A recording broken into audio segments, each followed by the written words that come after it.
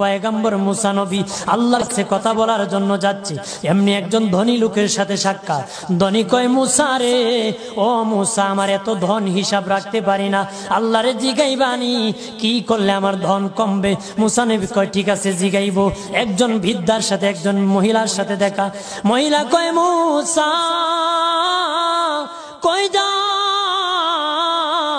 কই যাও রে মুসা? মুসা নবী কয়, তোর পাহাড়ে যাব, আল্লাহর সাথে কথা বল।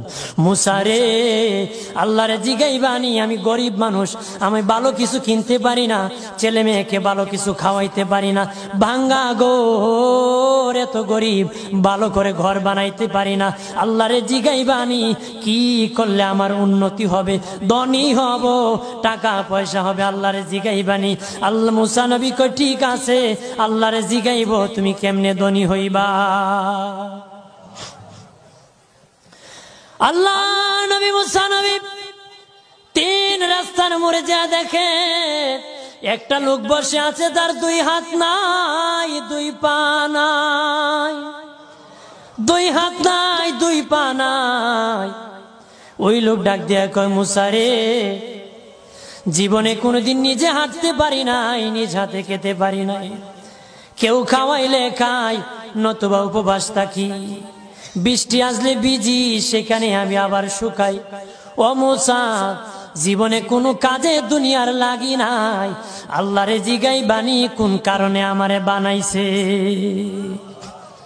আল্লাহ কয়, জিগাই মনে। মুসা নবী কয়, আল্লাহরে তোর পাহাড়ে মুসা নবী, মুসা ছিল কালিমুল্লাহ, কথা বলার প্রেম ছিল, কথা বলতো, কথা বলার প্রেম ছিল। কথা বলতে বলতে শেষ দিকে কয়, আল্লাহ গো, আসার সময় তিনটা লোক আমার কাছে প্রশ্ন করেছে, একজন লোক হলো ধনী, কিভাবে তার ধন কমবে গো? আল্লাহ বলেন, মুসা রে, তারে জানায়া দাও যাকাত দেওয়া যেন বন্ধ করে দে, শুকরিয়া আদায় করা যেন বন্ধ করে দে, তাহলে আমি প্রভু আল্লাহ সুবহানাহু ওয়া তাআলা তার ধন কমায়া দিব। যদি শুকরিয়া আদায় বন্ধ করে, তাহলে ধন আমি কমাই।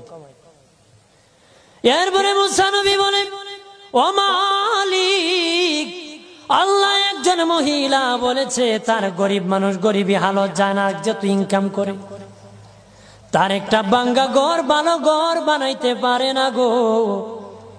ও প্রভু, কি করলে তার ঘর উন্নতি হবে, তার অবনতির থেকে উন্নতি হবে?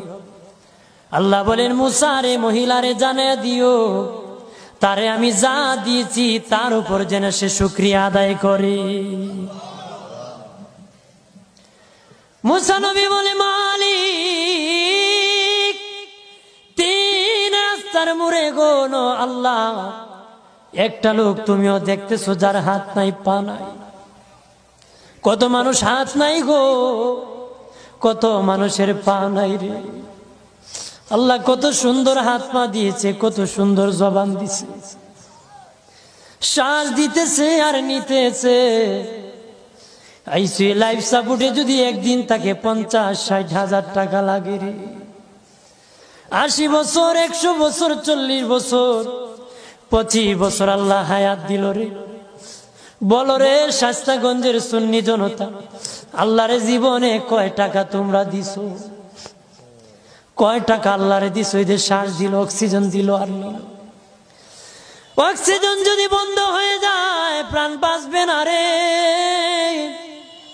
শ্বাস যদি নিতেও না পারো জীবন শেষ, ছাড়তেও না পারো জীবন শেষ। অক্সিজেন আল্লাহ দিল, বিনা টাকায় দিল, বিনা পয়সায় দিল, আল্লাহর শুকরিয়া আদায় করতে হবে। আল্লাহ কয়, মুসা, যে লোক হাত পাও দেই নাই তারে আমি বানাইছি জাহান্নামের একটা ছিদ্রি আছে, এই ছিদ্রিটা ভরার জন্য, এই ছিদ্রি খানাটা বন্ধ করার জন্য আমি এই মুসায় এই লোকটাকে আমি বানাইছি। সুবহানাল্লাহ বলেন না? মানুষের সম্মান বেশি, মানুষের ইজ্জত বেশি, সৌন্দর্য মানুষের বেশি। আবু বকর সিদ্দিক রাদিয়াল্লাহু তাআলা আনহু মসজিদ নববীতে নবীর পাশে নামাজ পড়ার জন্য যাচ্ছেন গো বাবাজি। ওনার সামনে বৃদ্ধা একজন ইহুদি পড়েছে, বৃদ্ধ মানুষ কুটকুট করে হাঁটতেছে লাঠি বর করে। উনি দেখলেন যদি এই বিদ্যার পিছনে হাঁটেন, মসজিদ নববীতে নবীর পিছনে জামাত নামাজ পাবেন না। আর যদি ধাক্কা দিয়ে চলে যান, মুরব্বির সাথে বেয়াদবি হবে। আবু বকর সিদ্দিক রাদিয়াল্লাহু তাআলা আনহু আদব দেখাইয়া মুরব্বির পিছনে আস্তে আস্তে আস্তে আস্তে হাঁটতেছে। মানুষের সম্মান করলে আল্লাহ কত খুশি হয়, আর মানুষকে যে আল্লাহ সুন্দর করে বানায়। আল্লাহ নবী মসজিদ নববীতে সে রুকুর মধ্যে চলে গেছেন, রুকুর মধ্যে চলে গেছেন, রুকুতে কের মধ্যে চলে গেছেন, জোরে বলেন, রুকুর মধ্যে চলে গেছেন আল্লাহর নবী। আমার আল্লাহ জিবরিল আমিন পাঠাইয়া নবীকে সংবাদ জানায় দিলেন, ও নবী, আপনার আবু বকর সিদ্দিক আমার এক সৃষ্টি বিদ্যাকে সম্মান দেখাইতে আসতে দেরি হতেছে, আর সে আস্তে আস্তে আপনি রুকুর থেকে উঠে গেলে 1 রাকাত নামাজ পাবে না। নবী গো, রুকুর মধ্যে আপনি পড়ে থাকেন, আবু বকর সিদ্দিক যখন আগমন করবে তখন রুকু থেকে সোজা হয়ে দাঁড়াবেন। জোরে বলে আমার আল্লাহ বলেন, আবু বকর সিদ্দিক আমার সৃষ্টি ইহুদি হোক সম্মান দেখাইছি, ইজ্জত করেছে রে, আমি আল্লাহ আবু বকরকে সম্মান দেখাতে জামাতটা তার জন্য রেডি রেখে দিয়েছি।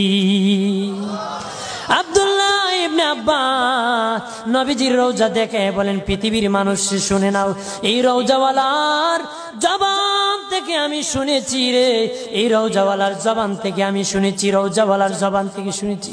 নবী বলেছেন, কোন বৃদ্ধ মানুষ যদি একটা গাঁটি নিয়ে দেয়, কেউ এগিয়ে দেয়, লাঠি পরে যদি উঠাইয়া দেয়, বৃদ্ধ মানুষ হাঁটতে পারে না, ধরিয়া ধরিয়া বাড়ি পর্যন্ত পৌঁছায় দেয়। আব্দুল্লাহ ইবনে আব্বাস বলেন, এই নবীর রওজাওয়ালার জবান থেকে, আমার নবীর জবান থেকে শুনেছি। নবী বলেছেন, আমার মসজিদে নববীতে যদি কেউ 10 বছর ইতিকাফ করে একজন বৃদ্ধার লাঠি উঠাই দিলে 10 বছর ইতিকাফ করার সওয়াব আমলনামায় পাবে। হাত পাওয়ার শুকরিয়া আদায় করুন, ধনের শুকরিয়া আদায় করুন। রাজি আছেন তো? ধনী থাকলে ধনের শুকরিয়া আদায় করো, গরিব হলে গরিবী হালতের শুকরিয়া আদায় করো। হাত পাও যদি না দেয়, হাত পাও না দিলে শুকরিয়া আদায় করো।